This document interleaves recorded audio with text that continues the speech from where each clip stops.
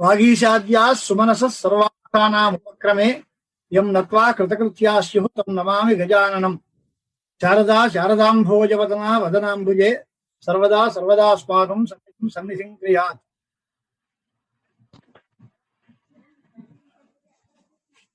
Yeah దేవీ సర్వభూతేషు శక్తిరూపేణ సంస్థిత నమస్తస్యై నమస్తస్యై నమస్తస్యై నమో నమః. శ్రీ గురుచరణారవిందాభ్యాం నమో నమః. దేవి భాగవత ప్రవచనం తృతీయ స్కంధం వాళ్ళు ఆరంభించుకోవాలి. మనం చాలా ప్రధానమైనటువంటి విషయాలన్నీ ఈ తృతీయ స్కంధంలో ఉన్నాయి.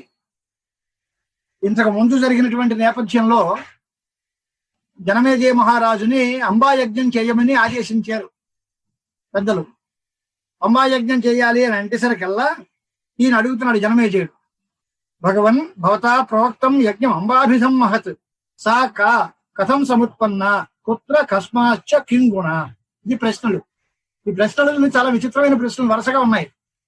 నువ్వు అంబా యజ్ఞం చేయమని చెప్పావు, అసలు అంబ అంటే ఎవరు, ఆవిడ ఉత్పత్తి విధానం ఏమిటి, ఎక్కడ ఆవిర్భవించింది, ఆవిడ గుణగణాలు ఏమిటి, ఏ రూపంగా ఉంటాయి, ఈ యజ్ఞం ఎలాంటిది, ఈ యజ్ఞం యొక్క స్వరూపము, దాన్ని చేసే విధానము, ఇవన్నీ కూడా నాకు చెప్పాల్సిందే అని నువ్వు చాలా దయావంతుడు కనుక నువ్వు దొరికే కదా అన్ని అడుగుతున్నాను, ఈ విషయాలన్నీ మాకు చెప్పు. దీంతో పాటు బోనస్ ఏమిటి అంటే బ్రహ్మాండస్య తథా ఉత్పత్తిం వద విస్తరతస్తథా, బ్రహ్మాండము యొక్క ఉత్పత్తి వికాసాలు కూడా చెప్పు. అంటే సర్వ ప్రపంచం ఎలా పుట్టింది, అమ్మవారి యొక్క ఉత్పత్తి వికాసాలు ఏమిటి, ఆ యజ్ఞం ఎలాంటిది, దాన్ని ఎలా చేయాలి, దాని విధానం ఏమిటి, ఇవన్నీ మాకు చెప్పండి అన్నారు. కానీ మనం అందరం ఏమంటున్నాము, ఇంకొక ప్రశ్న, లోకంలో త్రిమూర్తులు అనేటువంటి వాళ్ళు సర్వ జగత్తుకి నియామకులు అని, సృష్టి స్థితి లయానికి కారణమని అందరూ అనుకుంటూ ఉంటాం. అలాంటి పరిస్థితుల్లో బ్రహ్మ విష్ణుశ్చ రుద్రశ్చ త్రయోదేవాహ మయాశ్రుతాః సృష్టి పాలన సంహారకారకాః సగుణాస్త్వమీన్. ఈ బ్రహ్మగారు గాని, విష్ణుమూర్తి గాని, పరమశివుడు గాని, వీళ్ళందరూ సత్వరజస్తమో గుణాలతో కూడి వాళ్ళ కార్యక్రమాలన్నిటినీ సగుణ రూపాల్లో నిర్వహిస్తున్నారే తప్ప నిర్గుణులు కాదు కదా. మరి అలాంటి పరిస్థితుల్లో మా ప్రశ్న ఏంటి అంటే, కిం స్వతంత్రాస్తే మహాత్మానః వారాచర్య వదస్వమే. వాళ్ళు స్వతంత్రులా కాదా, లేక ఎవరికైనా అధీనమై ఉన్నారా, వాళ్ళు ఇంకొకళ్ళ అధీనంలో ఉండి వాళ్ళు చెప్పు చేతుల్లో ఉండి కార్యక్రమాలు నిర్వహిస్తున్నారా, లేక వాళ్ళే స్వతంత్రులా, లేక పరతంత్రులా, ఇది విచారణ. ఇది నాకు చెప్పండి. పైగా ఇంకో మాట ఏంటి, ఆ బ్రహ్మ విష్ణు శివులకి ముగ్గురికి మృత్యు ఉంటుందా ఉండదా, వాళ్ళు సచ్చిదానంద రూపంగానే అలా ఉండిపోతారా, వాళ్ళకి కూడా ఈ ఆధ్యాత్మిక ఆధిదైవిక ఆధిభౌతికమైన దుఃఖాలు అన్ని ఉంటాయా ఉండవా, వాళ్ళు ఈ కాలం తాలూకు నిబంధనలకి లోనై ఉంటారా మనలాగా, లేదా ఈ కాలం పరిధులు వాళ్ళకేమి ఉండవా, కాలస్య వశగా నోవా తే సురేంద్ర మహాబలాహ. ఇవన్నీ మాకు ప్రశ్నలు. అలాగే వాళ్ళకి హర్షము శోకము సుఖం దుఃఖం ఇలాంటివన్నీ ఉంటాయా ఉండవా, వాళ్ళకి నిద్ర ఆలస్యం బద్ధకం ఇలాంటివన్నీ ఉంటాయా ఉండవా, ఇవన్నీ కూడా వాళ్ళు మనలాంటి మనుషులేనా, లేక వాళ్ళని తయారు చేయడానికి వేరే ఏదైనా ద్రవ్యం ఉందా, కైర్ద్రవ్యై నిర్మితాస్తే కైర్గుణైరింద్రియైస్తథా భోగశ్చ కీదృశస్తేషాం ప్రమాణం ఆయుషస్తథా. అన్ని వరుసగా అడిగేసిన క్వశ్చన్లు అన్ని. వాళ్ళు దేంతో తయారయ్యారు, వాళ్ళకి ఎటువంటి ఇంద్రియాలు ఉన్నాయి, వాళ్ళ గుణాలు ఎటువంటివి, వాళ్ళ యొక్క ఆయుర్దాయ ప్రమాణం ఎంత, వాళ్ళు ఎంతకాలం బతుకుతారు, వాళ్ళకి నివాస స్థానం ఏమిటి, ఆ దేవతలందరూ ఎక్కడ ఉంటారు, ఈ త్రిమూర్తుల గురించినటువంటి పూర్తి వివరణ, వాళ్ళ యొక్క విభూతులు, వాళ్ళ ఐశ్వర్య వైభవాలు, ఇవన్నీ కూడా మాకు చెప్పండి, చాలా వినాలని సరదాగా ఉంది అని అడిగాడు. అంటే వ్యాసుల వారు అన్నారు, చాలా మంచి మాట చెప్పావయ్యా, ఓ పేజీ ప్రశ్నలు ఇస్తే ఆన్సర్ ఎక్కడ రాయాలి, ఎప్పటికవుతుంది ఇది, ఇన్ని ప్రశ్నలు అడిగితే ఏదో ఒక ప్రశ్న అంటే సమాధానం వెంటనే చెబుతాం గాని, దుర్గమ ప్రశ్నభారోయం కృత రాజన్ త్వయాధునా. ఈ ప్రశ్నభావం దుర్గమం, చాలా ఎన్ని ప్రశ్నలు వరుసగా ఎన్ని ప్రశ్నలు వేశావు. ఇవన్నీ బ్రహ్మాదీనాం సముత్పత్తి కస్మాదితి మహామతే.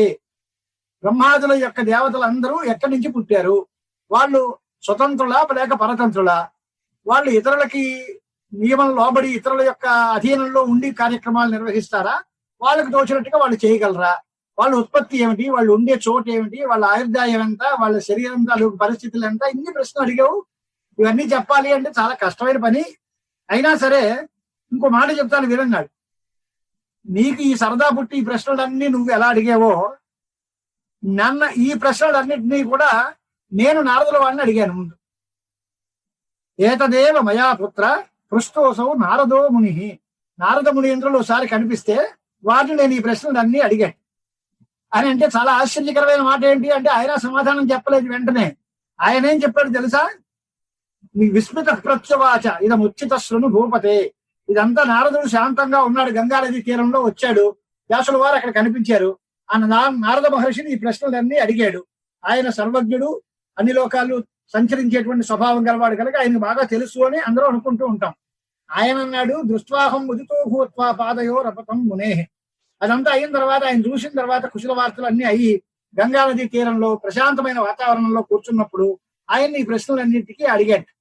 అడిగితే ఈ బ్రహ్మాండానికి కర్త ఎవరు అని సూక్ష్మమైన ప్రశ్న. అంటే పైన చెప్పిన అన్ని ప్రశ్నలకి సమరైజ్ చేస్తే ఒకే ప్రశ్న ఏమొస్తుంది అంటే ఈ బ్రహ్మాండానికి ఎవరు కర్త, ఈ బ్రహ్మాండం ఎవరి వల్ల పుట్టింది, కః కర్త పరమః ప్రవక్త ముని అతి వితతస్య అస్య బ్రహ్మాండస్య. అతి విస్తారంగా ఉండేటువంటి ఈ బ్రహ్మాండానికి అంతటికి ఎవరు కర్త దానికి చెప్పండి అని అడిగారు. ఈ బ్రహ్మాండం ఎవరి వల్ల పుట్టింది అని అర్థం. ఆ క్వశ్చన్ లో ఇంకా కొంచెం అవాంతర ప్రశ్న ఏమిటి అంటే దీని అంతటినీ ఒకటే చేశాడా, లేక ఏదైనా చాలా మంది సమర్థులైన వ్యక్తులు అందరూ కలిసి గ్రూప్ గా తయారై వాళ్ళందరూ కలిసి చేశారా? ఏకకర్తృకం వా బహుకర్తృకం లేదా అకర్తృకం నా కార్యం స్యా. దీని కర్తే లేడు అన్నం కుదరదు. కార్యము అంటే కర్త లేకుండా ఉండదు. తయారైన వస్తువు ప్రతిదానికి ఏదో కర్త ఉండాలి. ఈ బ్రహ్మాండం కూడా తయారైంది అంటున్నాం కనుక దీనికి కూడా ఒక కర్త ఉండాలి. వాడు ఒకడేనా లేక చాలా మంది తయారై అందరూ కలిసి ఈ బ్రహ్మాండాన్ని తయారు చేశారా? ఇవన్నీ కూడా మేము సందేహంగా ఉన్నాయి. దానిలో ఇంకా కూడా మాకు ఇందాక సందేహం ఎందుకు అంటే చాలా మంది లోకంలో కనిపించేటువంటి వాళ్ళందరూ ఏం చేస్తున్నారు అని అంటే బ్రువంతి శంకరం కేచన్ మత్వా కారణ కారణం. ఈ అన్ని కారణాలకి కారణమైన ఆది కారణంగా ఉండేటువంటి శంకరుడు ఇవన్నందరికీ కారణము అని కొంతమంది అంటున్నారు. ఆయననే సదాశివుడని, మహాదేవుడని, ఆయనకి ప్రళయాలు లేవు, ఉత్పత్తి లేదు, ఆయన అటువంటి గొప్ప దేవుడు, దేవతల అందరికీ దేవదేవుడుగా మహాదేవుడుగా ఉన్నవాడు, ఆయనే ఈ బ్రహ్మాండానికి కారణము అనేటువంటి వాళ్ళు కొంతమంది ఉన్నారు. మరికొంతమంది ఆత్మారామం సురేశంచ త్రిగుణం నిర్మలం హరం సంసారతారకం నిత్యం సృష్టిస్థిత్యంత కారణం అన్యే విష్ణుం స్తువంత్యేనం. కొంతమంది విష్ణుమూర్తి సనాతనుడు, జగద్రక్షకుడు, ఈ లోకంలో అందరికీ కూడా అన్ని రకాలైనటువంటి శరణులు ఇచ్చేటువంటి వాడు, ఆదిమధ్యాంతరహితుడైనటువంటి శ్రీహరే దీనికి కారణము అని మరికొంతమంది అన్నారు. అలాగే ధాతారంచ తథాన్యే బ్రువంతి సృష్టి కారణం. ఈ సృష్టికి కారణమైనటువంటి వాళ్ళు బ్రహ్మగారే అని మరికొంతమంది అన్నారు. ఇలా ఆయనే అన్ని తెలిసిన వాడు, వీటన్నిటికీ సృష్టికర్త ఆయన, అందుకే ఆయన కారణము అనడం చాలా యుక్తియుక్తంగా ఉంది. ఆయనే తయారు చేస్తున్నాడు కనుక ఈ ప్రపంచానికి అందరికీ ఆయనే కర్త అని లోకంలో అందరికీ తెలుసు కాబట్టి బ్రహ్మగారే కారణము అనడం బాగుంది అనేటువంటి మాట అన్నారు. చతుర్ముఖుడు విష్ణుమూర్తి యొక్క నాభి పద్మంలో పుట్టినవాడు, ఆయనే కారణము అని మరికొంతమంది అన్నారు. మరికొంతమంది దినేశం ప్రవదంతి అన్యే సర్వేశం వేదవాదిన. వారిని సాయం ప్రాతకాలాల్లో పొద్దున్న సాయంకాలం సంధ్యావందనాలు చేసుకుని సూర్య భగవాను ఆరాధించి ఆయన వల్లే ఈ ప్రపంచం అంతా తయారవుతోంది అని సౌరమతానుయాయులు వాళ్ళందరూ అంటున్నారు. ఇలాగా అనేక రకాలైనటువంటి అభిప్రాయ భేదాలు, అనేక దేవతలు, ఈ దేవుడు గొప్ప అంటే ఈ దేవుడు గొప్ప అని, మావాడంటే మావాడు అంటూ అనేక మంది అనేక రకాలుగా స్తోత్రం చేస్తున్నారు. యజ్ఞాధీశ్వరుడైనటువంటి శచీపతి అయిన దేవేంద్రుడు అన్నిటికీ కారణమని కొంతమంది అన్నారు.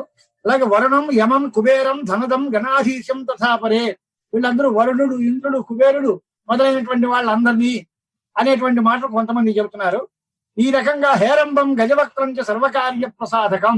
హేరంబుడు గజవక్తుడైన గణాధిపతి, ఆయనే సమస్త కారణము, ఆయన్ని తలుచుకోకుండా ఏ పని అవదు అని కొంతమంది అంటున్నారు. కొంతమంది భవానీం కేచన ఆచార్య ప్రవదంతి అఖిలార్థంగా. ఆది మాయా స్వరూపమైన పరాశక్తిగా, మహాశక్తిగా అందరిలోనూ ఉండేటువంటి ప్రకృతి స్వరూపంగా ఉండేటువంటి మహామాయ భవానీ మాత, ఆవిడే కారణము అని మరికొంతమంది అంటున్నారు. అంచేత మాకు మనసు నిలకడగా తెలియటం లేదు, దీనిలో ఏది నిజం ఏది అబద్ధం, ఎంతమంది వాళ్ళ శ్రద్ధతో కల్పించారా లేక నిజమైనటువంటి మతాలేనా ఇవన్నీను అనేటువంటి మాట మాకు చెప్పండి అని అడిగారు. ఆవిడ యొక్క స్వరూపం చెబుతూ కొంచెం దేవి భాగవత పురాణం కనుక ఆవిడికి 4 శ్లోకాలు వర్ణన చేసి చెప్పారు.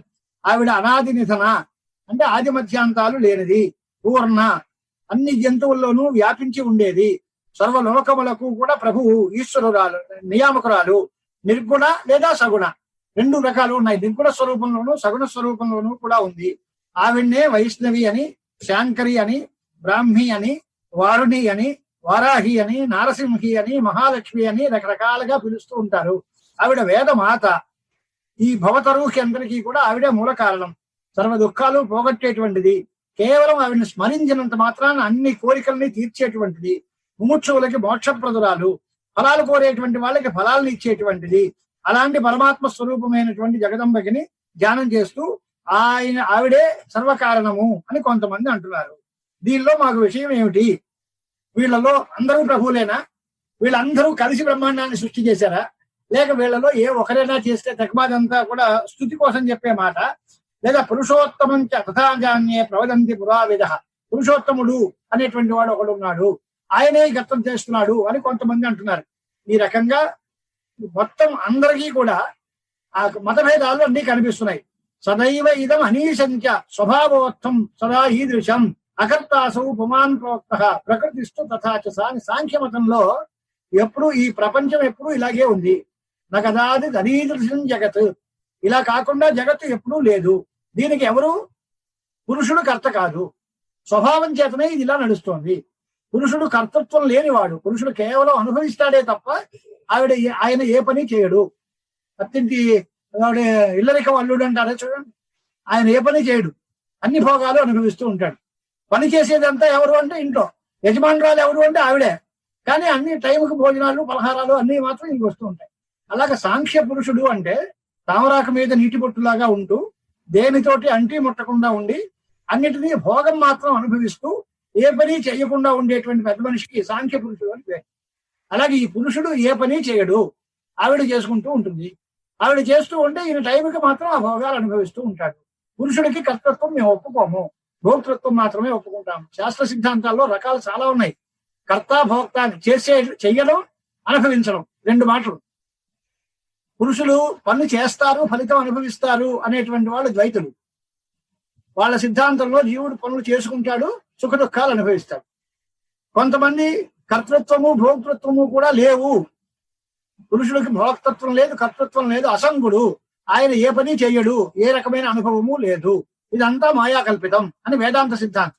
జీవుడికి కర్తృత్వం లేదు, భోక్తృత్వం లేదు, నాహంకర్త, నేను కర్తనే కాదు. మరి ఎలా ఉంది? మాయావశం చేత కర్తృత్వ భావన కలుగుతోంది. అనుకుంటే చేస్తున్నాను, అనుకుంటే జరుగుతోంది, లేదనుకుంటే లేదు అనేటువంటి మాటలో కర్తృత్వ భోక్తృత్వాలు రెండూ కూడా మనోధర్మాలే తప్ప ఆత్మ యందు లేవు అనేటువంటి సిద్ధాంతం ఒకటి. కర్తృత్వం లేదు, కేవలం భోక్తృత్వం ఉంది అని చెప్పేటువంటి వాళ్ళు సాంఖ్యులు. భోక్తృత్వం లేదు, కర్తృత్వం మాత్రమే ఉంది అనుకునే వాళ్ళు కొంతమంది ఉంటారు. అంటే ఇలాంటి రకరకాలైనటువంటి వికల్పాలు చేస్తూ ఉంటే ఈ సాంఖ్యులు, కపిలాది మహర్షులు వీళ్ళందరూ కూడా పురుషుడు కర్త కాదు అని నిర్ణయిస్తున్నారు. దీని పరిస్థితుల్లో మాకు చాలా అనుమానంగా ఉంది కనుక అతో మే హృదయం తాత వేపతే అతీవ సంశయే, నా హృదయం తల్లడిల్లిపోతోంది ఈ సంశయాలతో, కాబట్టి నా మనస్సుకి ఎటువంటి సందేహాలు లేకుండా నువ్వు చెయ్యి అని అడిగాడు. చెప్తే అప్పుడు నారదుడు ఈ మాట చెప్పి నారదుడికి ప్రశ్న చేశారు. వేదవ్యాసుల వారు నారదుడిని అడిగారు అని చెప్పాడు. ఇక్కడ జరిగింది ఏంటి? జనమేజయుడు వ్యాసుడిని అడిగాడు. ఈ మాట నువ్వు నన్ను అడగడం కాదురా బాబు, నేను నారదుడిని అడిగాను అని. మరి ఆయన ఏం సమాధానం చెప్పారండి? వ్యాస కింతే బ్రవీం యద్య పురాయం సంశయో మమ ఉత్పన్నో హృదయ అత్యర్థం సందేహాసార పీడిత అని ఆయన ఏమన్నాడు అంటే, బాబు వ్యాస మహర్షి, నువ్వు నన్ను అడిగావు బాగానే ఉంది, నీకు నేను లోకుగా దొరికాను కనుక, కానీ ఈ ప్రశ్నలన్నీ నేను బ్రహ్మగారిని అడిగాను అన్నాడు ఆయన నారదుడు. ఇదే ప్రశ్నలు, ఇదే సందేహాలు వచ్చాయి. అపృచ్ఛం యత్వయా పృష్టం వ్యాసాద్య ప్రశ్నముత్తమం బ్రహ్మాండం అమితౌజసం, బ్రహ్మగారిని నేను అడిగాను. ఆయన ఏం చెప్పాడు?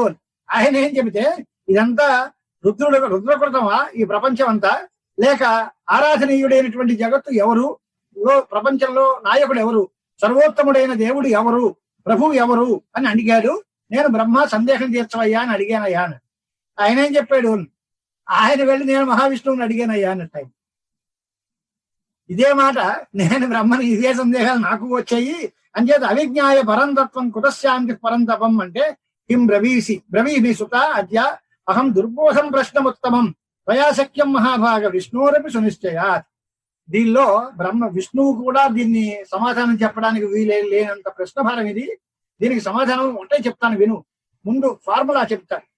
ప్రశ్నకి సమాధానం చెప్పడానికి కీ ఇవ్వడం ఏమిటి అంటే, రాగి కోపి నజానాతి సంసారేస్మిన్ మహామతే. రాగద్వేషాలకి లోనైన ఏ వ్యక్తి కూడా దీన్ని తెలుసుకోలేడు. విరక్తశ్చ విజానాతి నిరీహ యహ విమత్సర. మాత్సర్యం లేకుండా, రాగద్వేషాలు లేకుండా, నిరీహుడుగా, విరక్తులుగా ఉన్నవాడైతే ఈ సమాధానం తెలుసుకోగలడు. రాగిగా ఉండే ప్రపంచంలో ఉండే ఏ మనిషికి కూడా ఈ సమాధానం దొరకదు.